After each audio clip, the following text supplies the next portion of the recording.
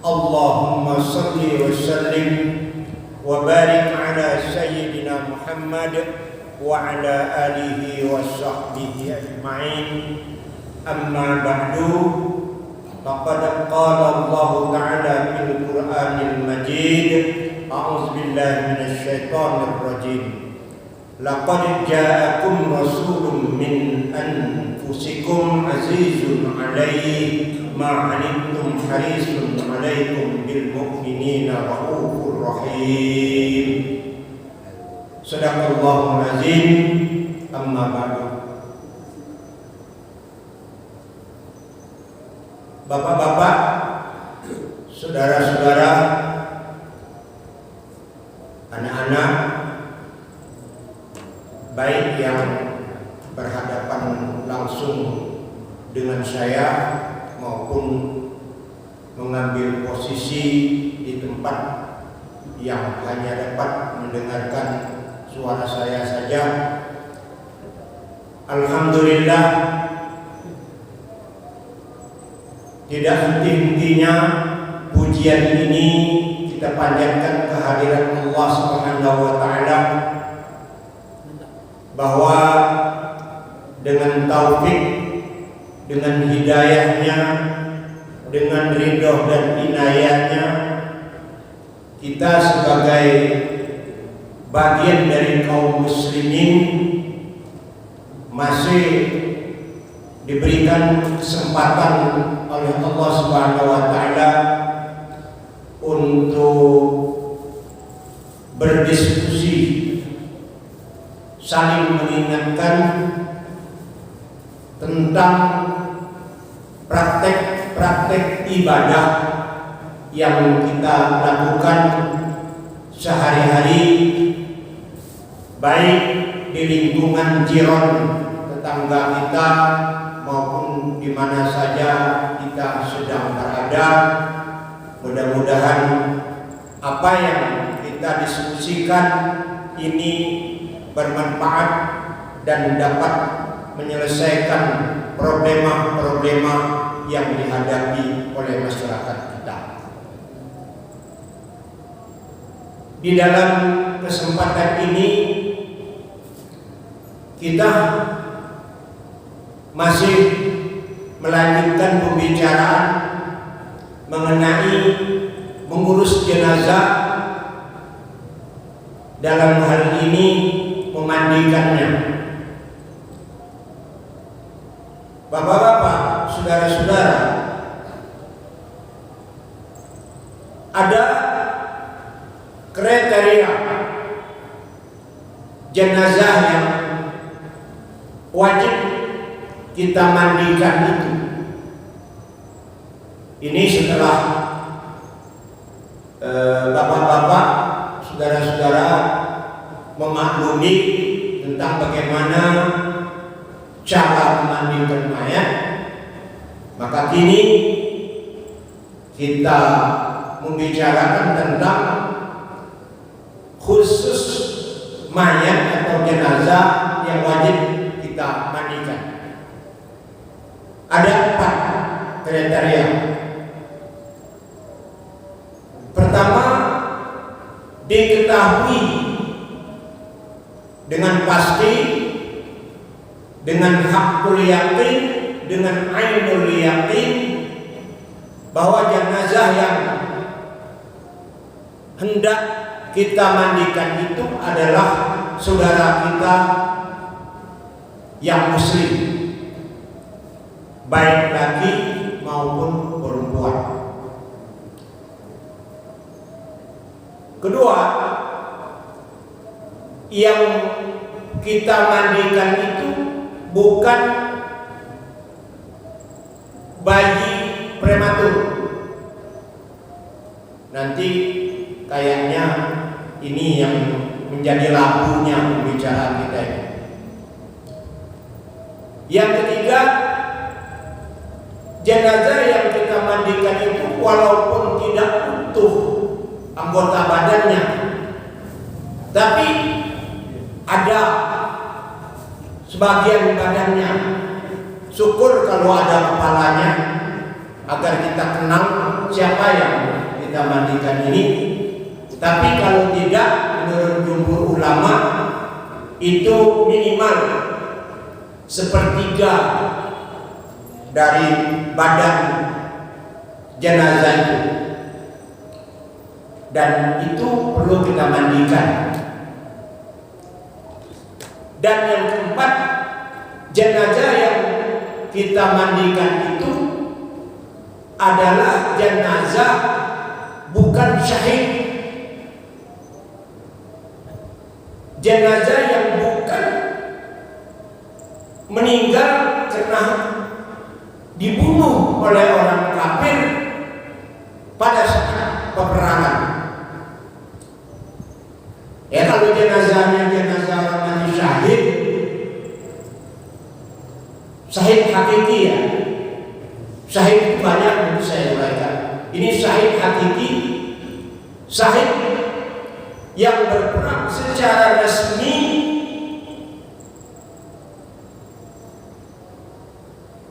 mendapat perintah dari pemangku kekuasaan orang yang muslim. Kalau dulu baginda Rasulullah SAW, mungkin kalau saat ini adalah majelis ulama sekio pemerintah Republik Indonesia. Jadi tentu majelis ulama tidak seenaknya, tapi dia harus berdasarkan rekomendasi dari pemerintah yang sah di Republik Indonesia ini. Mengenai yang kedua, yaitu pertama, bukan bayi prematur. Bapak-bapak, saudara-saudara, ini sangat penting karena sekali lagi kita sebagai pemuka masyarakat, kadang disinilah letak tetuanya kita di dalam masyarakat. Kita harus dapat menyelesaikan masalah ini. Di tengah kepanikan masyarakat apabila ada bayi yang lahir, apakah dia prematur? Artinya, kalau menurut jumhur ulama, yang dikatakan tidak prematur itu adalah telah sempurna kehamilannya 6 bulan minimum dan ke atas. Di bawah kehamilan 6 bulan menurut jumhur ulama itu prematur. Prematur yang secara matematis berat kemungkinan untuk hidup. Tetapi menurut Imam Hambali, yang dikatakan prematur itu adalah apabila kehamilannya itu belum mencapai 4 bulan. Nah, ini yang saya dengar di dalam masyarakat dalam pembicaraan ibu-ibu, bahwa 4 bulan itu bayi yang dikandung katanya sudah ada ruh. Padahal menurut ulama fikih kontemporer dari Mesir, Yusuf Qaradawi, di usia kehamilan 4 bulan itu, bila dia bergerak, bukan bergerak karena hidup yang ada nyawa, tapi bergeraknya gumpalan daging itu hidup. Jadi kalau gumpalan daging itu mati, dia tidak berkembang, mandek, stagnan. Tapi kalau bayi, kalau janin, kalau daging, segumpal daging itu hidup, makanya dari waktu ke waktu dia bergerak. Dalam kandungan 4 bulan itu, bayi ini sudah agak sedikit membesar dan dia akan mengambil tempat. Tadinya dia di atas, menurun ke bawah, menurun, gerakan menurun itulah mungkin pemahaman ibu-ibu yang hamil bahwa anaknya sudah ada nyawa. Padahal ini gerakan bayi, gerakan janin yang hidup. Karena kalau daging itu tidak hidup, dia tidak akan berkembang walau berapa bulan pun di dalam kehamilan. Dia tidak akan berkembang, stagnan dia. Tapi karena gumpalan daging itu, mudghah itu hidup, makanya dia dalam usia kandungan 4 bulan itu mulai mengambil posisi. Karena dia di atas, dia turun mengambil posisi. Karena dia berat, gravitasi bumi turun ke bawah. Nah, gerakan itulah mungkin wallahu a'lam dikatakan oleh Imam Hambali, maaf saya bukan lebih pintar dari Imam Hambali, dan keyakinan Imam Hambali ini ternyata banyak dipegang oleh masyarakat kita. Ini yang saya katakan, disinilah nanti letak tetua kita. Apabila ada kasus ini kita dapat menyelesaikannya. Persoalannya dimandikan atau tidak, dikafan atau tidak, disolatkan atau tidak, ditanam atau tidak, itu persoalannya. Dan kita harus memberikan keyakinan dalam masyarakat. Bapak-bapak, bayi prematur, apabila sang bayi ini lahir dalam kehamilan belum sampai 6 bulan, lalu ada tanda-tanda kehidupan, misalnya bergerak, ada hembusan napas, atau merintih menangis.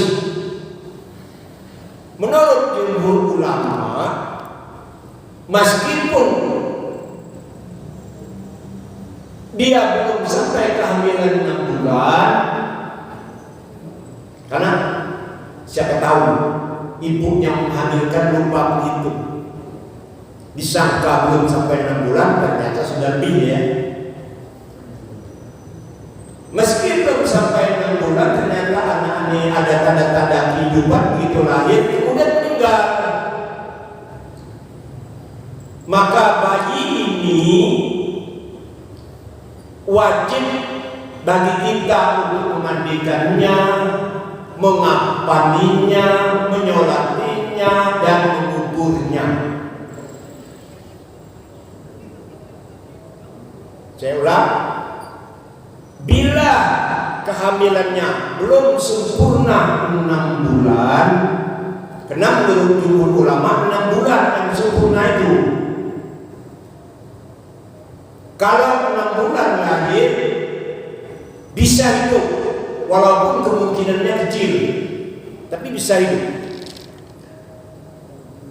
Prematur yang belum sampai kehamilannya 6 bulan, bila lahir, terlahir, terserah bagaimana, pokoknya dia lahir, ada tanda-tanda kehidupan, misalnya bergerak, ada hembusan nafas walaupun hanya mungkin 5 detik atau 1 detik, atau ada suara tangisan. Nggak tahulah ini bagaimana sang bidan waktu menyambutnya itu. Apa dia mendengar? Karena dia yang menjadi saksi. Ibunya sendiri nggak bisa menjadi saksi, karena jauh dari mata dia. Tapi kalau bidan,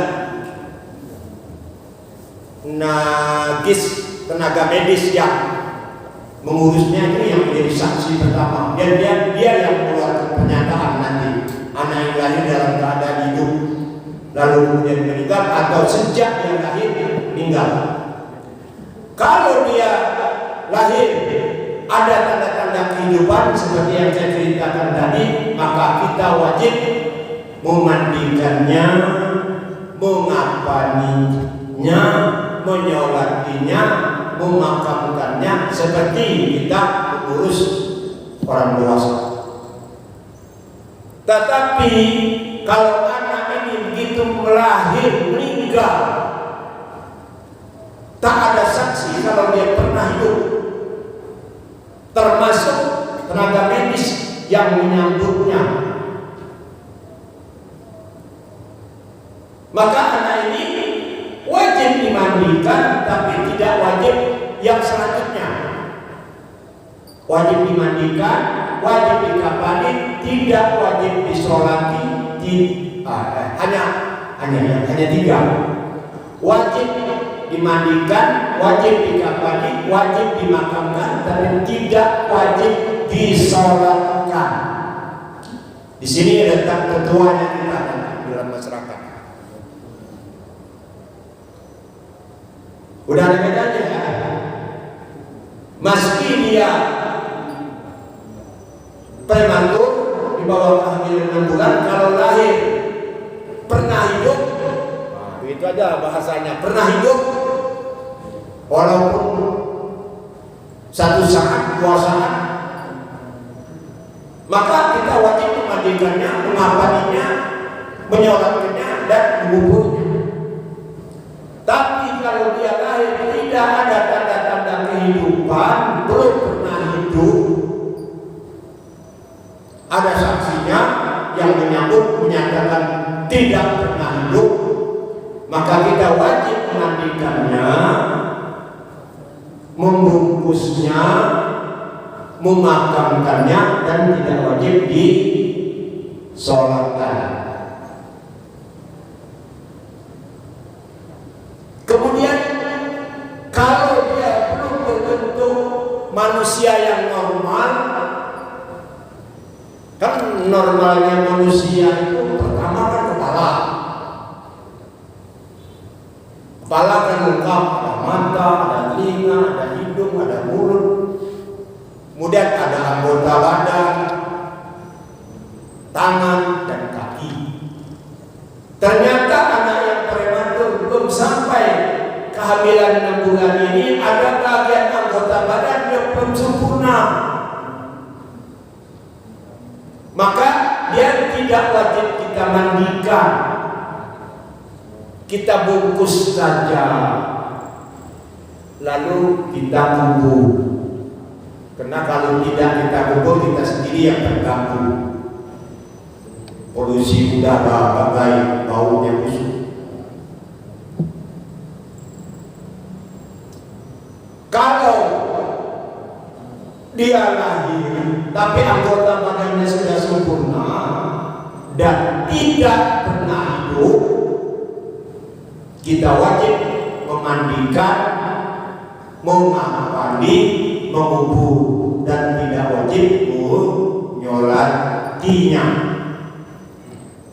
Tapi kalau dia lahir memang sudah tidak pernah hidup dan anggota badannya belum sempurna, maka kita tidak wajib memandikannya, tapi kita membungkusnya begitu saja dan menguburkannya.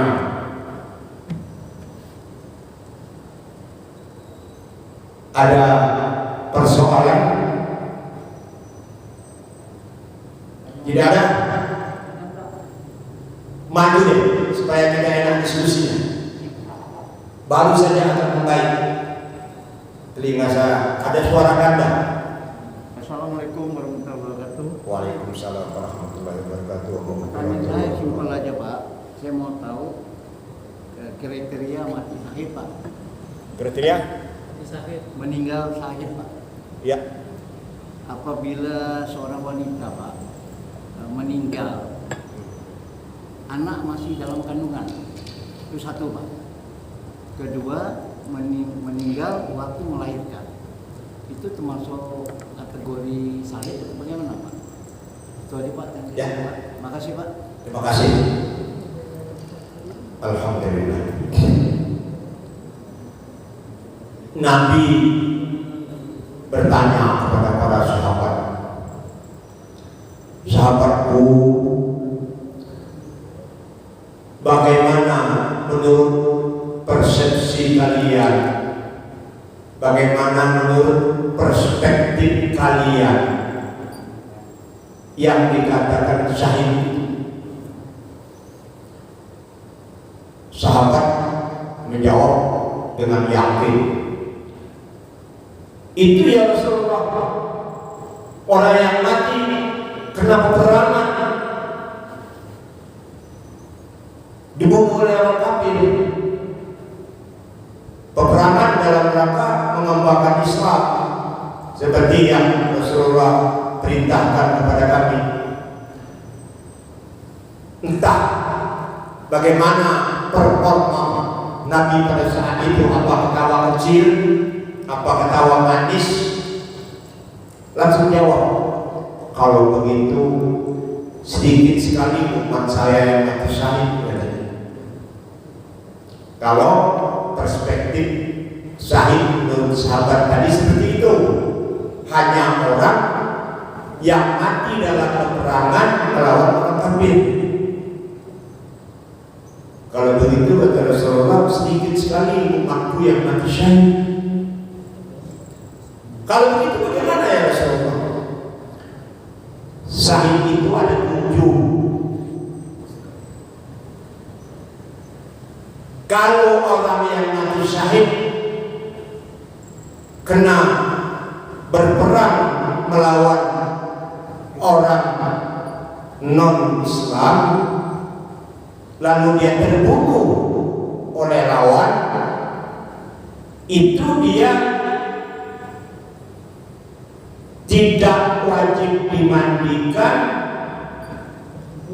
dan dikafani apa yang ada yang dipakai oleh syuhada ini. Kalau pakaiannya tidak menutupi aurat, ditambah untuk menutupi auratnya. Kalau dia lebih, seperti kepalanya tertutup, dipotong dan dijadikan sebagai pakaian biasa aja. Tidak boleh sampai kepalanya makan namanya, matanya, mukanya tertutup. Tidak boleh tangannya tertutup, tidak boleh kakinya tertutup. Tapi dia dibikin kayak berpakaian seperti kita saat ini. Dia tidak wajib kita mandikan, tidak wajib kita kafani seperti memakamkan ya jenazah pada umumnya, dan tidak wajib kita sholati, dan kita wajib menguburkannya. Itu kalau yang mati syahid hakiki, perang yang diajak oleh Rasulullah dulu. Nah, syahid yang 7 ini adalah pertama, orang yang meninggal karena penyakit TOM. Saya kira Bapak yang seusia dengan saya, Pak Adi Terbizi, tahu orang penyakit TOM itu apa, Pak? Orang yang meninggal seketika karena penyakit kolera. Waktu itu kolera itu 5 menit, Pak. Sekeluarga bisa dengan tempo 5 menit itu out.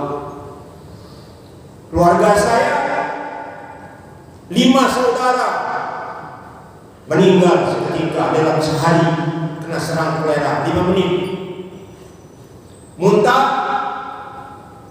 buang air, muntah, buang air, muntah, buang air, 5 menit lepas. Itu penyakit TOM.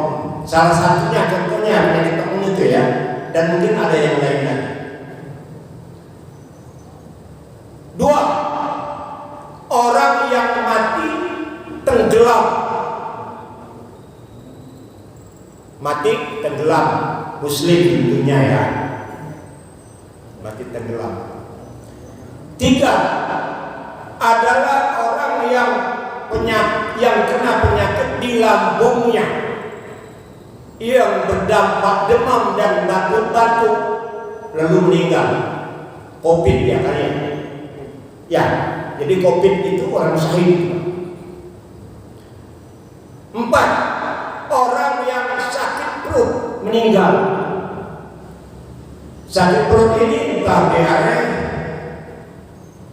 entah dalam saluran ususnya itu kanker atau apa, meninggal, ini syahid. Kelima, orang yang mati terbakar. Rumah terbakar, dia terkurung di dalamnya, atau kapal terbakar, dia terkurung di dalamnya, dan bangunan terbakar, dia terkurung di dalamnya. Syahid. 6 adalah orang yang tertimbun oleh longsor, atau pada bangunan runtuh dia tertimbun, tanah longsor dia tertimbun. 7, perempuan yang melahirkan. Ini syahid, tapi wajib dimandikan. Apa keutamaan syahid? Baik syahid hakiki maupun syahid orang yang itu tadi. Kalau syahid hakiki yang perang di zaman Rasulullah, syahid dunia akhirat, alam barzah, roh, nggak ada pertanyaan, nggak perlu pelot, nggak perlu karcis, nggak perlu pakai tiket, langsung masuk surga tanpa pertimbangan amal, tanpa pertanyaan apa-apa, langsung nyebrang siratal mustaqim bagaikan kilat. Tapi kalau yang tujuh tadi itu syahid dunia, dia tidak dapat pertanyaan di dalam kubur. Begitu masuk kubur selesai. Malaikat munkar dan nakir datang marhaban, cuma datang menyambut. Apa dalam surat Al-Waqiah? Di akhir surat Al-Waqiah, wa in kunna yamin fasalamun laka, apa dalam akhir surat ini, bila orang itu beramal baik selamat datang, kata malaikat datang dari sebelah kanan mengucapkan selamat datang, fasalamun laka, salam sejahtera untuk Anda. Tapi kalau yang tidak baik sebelah kiri datangnya, itu di alam barzah. Cukup ya, cukup. Jadi syahid di orang dunia akhirat adalah orang yang mati karena sabilillah, perang sabilillah. Mungkin akan terjadi di dunia ini setelah baginda Rasulullah SAW para sahabatnya. Ada lagi mungkin kita nggak tahu nih. Nah, tanda-tanda hari kemudian Dajjal datang, barangkali kalau nanti kita berkompromi untuk bulan melawan Dajjal lalu kita mati, ya syahid. Siapa tahu nanti. Tapi secara hakikat yang syahid dunia akhirat itu adalah para sahabat yang berperang di zaman Rasulullah SAW, serangkaian menegakkan agama Islam di muka bumi ini, di mana waktu perang Badar Rasulullah kan dijanjikan oleh Allah akan membela. Allah akan membela dengan menurunkan para malaikat. Para kafir lebih dari 1000 orang. Umat Islam paling 500 orang. Tidak nyampe lah. Rasulullah langsung berdoa, ya Allah, jika peperangan kami hari ini kalah, ke depan tak seorang pun manusia yang menyembah. Kalau perang Badar itu umat Islam kalah, Rasulullah mengucapkan dan yakin tak ada seorang manusia pun hamba Allah di bawah sinar matahari ini yang akan menyembah Allah. Maka ya takbir ya, Allah menurunkan malaikat dan menang gembira. Yaitu itu syahid. Dan pengatur tadi ada yang bertanya,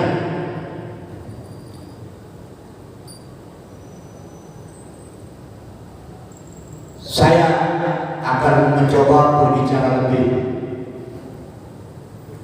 karena ini sangat penting.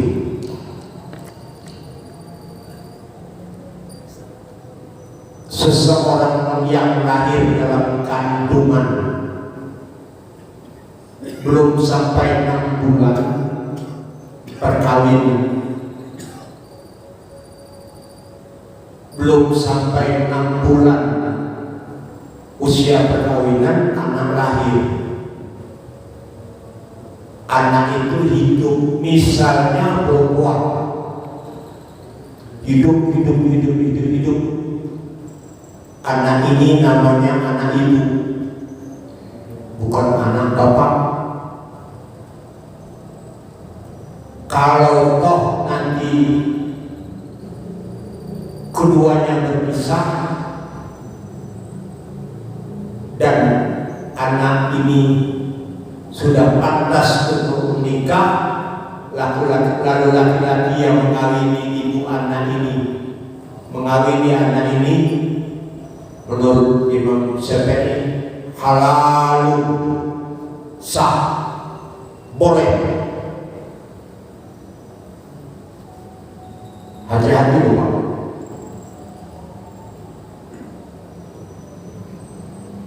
Itu perlunya kita.